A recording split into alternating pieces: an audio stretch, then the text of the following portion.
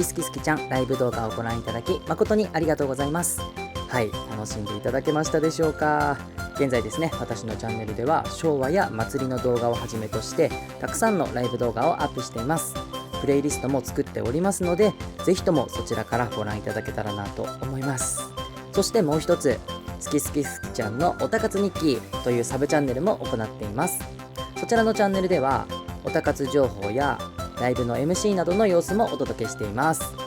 いろいろな動画をアップしているので、ぜひそちらもご覧いただけたら嬉しいです。これからもですね、いろんな動画をアップしていきますので、ぜひともすきすきすきちゃんチャンネル登録していただいて、高評価などもいただけたらとっても嬉しいです。これからもよろしくお願いします。欲を言うならばコメントやシェアなどもしていただけたらとっても嬉しいです。こちらにおすすめ動画のリンクを貼っておきますので、ぜひそちらもご覧ください。以上、すきすきすきちゃんでした。